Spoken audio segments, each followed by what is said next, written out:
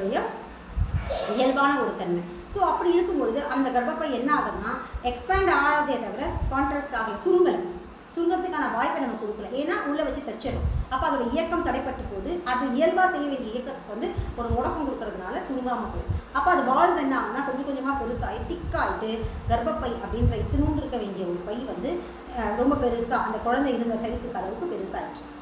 அப்படியே இருக்கும்போது நாள்பட்டு பெண்கள், அதாவது சிசேரியன் பண்ண பெண்கள் எல்லாருக்குமே பார்த்தீங்கன்னா வயிறு வந்து பெருசாக இதான் வந்து பெருசாகிறதுக்கான காரணம். படிப்படியாக அதை நம்ம இன்னும் தொந்தரவுப்படுத்த என்ன ஆகுதுன்னு பார்த்தீங்கன்னா அந்த கர்ப்பப்பை தன்னுடைய இடத்துலேருந்து இடம் பெயர்ந்து கொஞ்சம் கொஞ்சமாக கீழே நோக்கி இறங்கும்.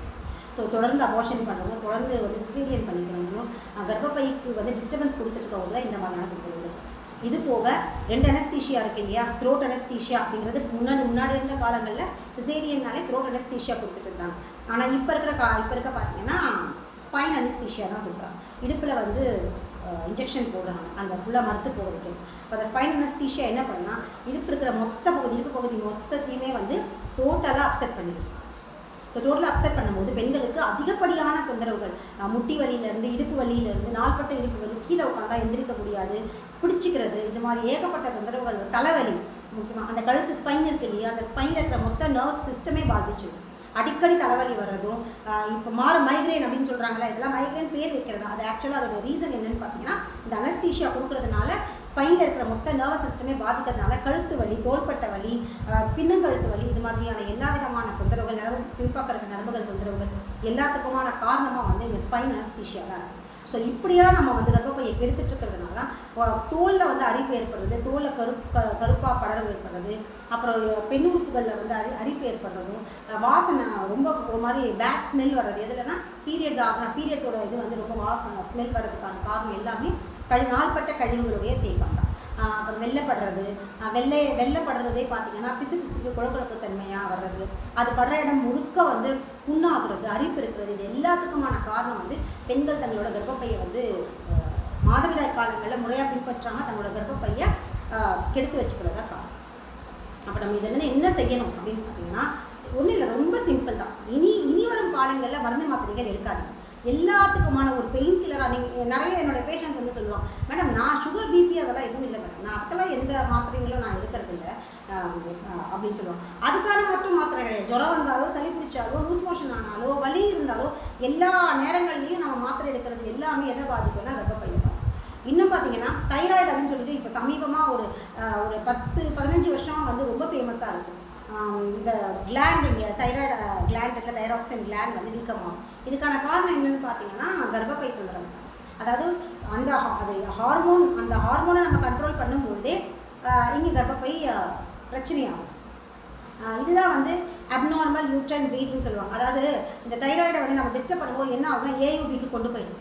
அதாவது அப்நார்மலாக ஒன்று அதிகப்படியான உதிரப்போக்கு, இல்லை முறையாக வர வேண்டிய உதிரப்போக்கு வராமல் நிற்குது. 2 விதமான பிரச்சனைகள் வரதுக்கான காரணம் என்னென்னு பார்த்தீங்கன்னா நம்ம தைராய்டுக்குன்னு டேப்லெட்ஸ் இருக்கும்.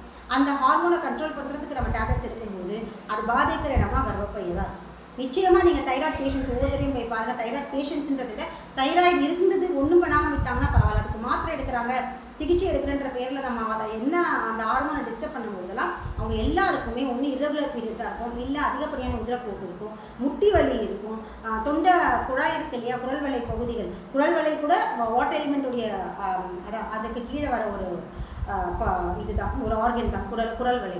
ஸோ அது எல்லாம் சுருங்கி போகிறது, முழுங்க முடியாது, கடகடன் சாப்பிட முடியாது, தண்ணி குடித்தா கூட அடைக்கிற மாதிரி இருக்கும், ஒரு சில உணவுகள் சாப்பிடும்போது நெஞ்சு எரிச்சல் வரும். இதுக்கு எல்லாத்துக்குமான காரணம் என்னன்னு பார்த்தீங்கன்னா தைராய்டுலான மாத்திரைகள் போட்டு டிஸ்டர்ப் பண்ணுறதா. பல்லு வலி, குறிப்பாக பெண்கள் எல்லாருக்குமே பல்லு வலி அதிகமாக இருக்கும். இதுக்கு என்ன காரணம்னு பார்த்தீங்கன்னா வாட்டர் எலிமெண்ட்டை நம்ம கெடுத்து வைக்கிறது தான்.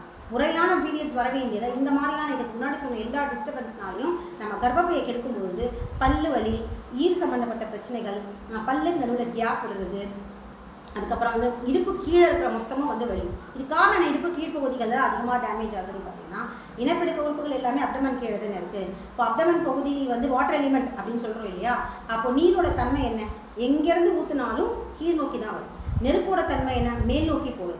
அப்போ உடம்புல உஷ்ணம் அதிகமாச்சுன்னா தலைக்கு தான் போகும். அதனால தான் தலையில் ஏற்படுற எல்லா தொந்தரவுகள், அதாவது ஸ்கேல்பில் வந்து ஏற்படுற அந்த பெயின் அதிகமாக பெயின் தொந்தரவுகள்லேருந்து, அப்புறம் என்ன சொல்லுவாங்க பொடுகு தொந்தரவுகள்லேருந்து, அப்புறம் எல்லா விதமான தலையில் முடி கொட்டுறதுலேருந்து, வெள்ளை வெள்ளையாக திட்டுத்திட்டா படிகிறதுலேருந்து, அரிப்பு ஏற்படுறது எல்லாத்துக்குமான காரணம் என்னென்னு பார்த்தீங்கன்னா உடம்புல வந்து அதிகமாக உஷ்ணம் அதிகமாக ஆடுறதுனால வெப்ப சக்தி மேல் நோக்கி போகுது.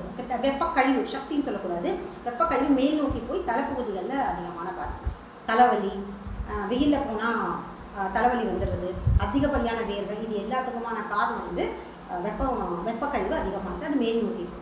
ஆனால் கீழ் நோக்கி வர்றது, அதாவது இடுப்பு கீழே சுகர் பேஷண்ட், சுகருக்கு மாத்திரை எடுத்துக்கிறாங்கல்ல, இவங்க எல்லாருக்கும் இடுப்பு கீழ்ப்பகுதிகளில் அதிகமாக பாதிக்கப்படும். காரணம் என்னென்னா அவங்க டிஸ்டர்ப் பண்ணுற ஏரியாவை பார்த்திங்கன்னா இன்னும் வாட்டர் எலிமெண்ட் பகுதி தான். ஏன்னா யூரினை தானே கண்ட்ரோல் பண்ணுறான். சுகர் டேப்லெட் சாப்பிடும்போது என்ன ஆகுதுன்னா இயல்பாக வர வேண்டிய யூரின்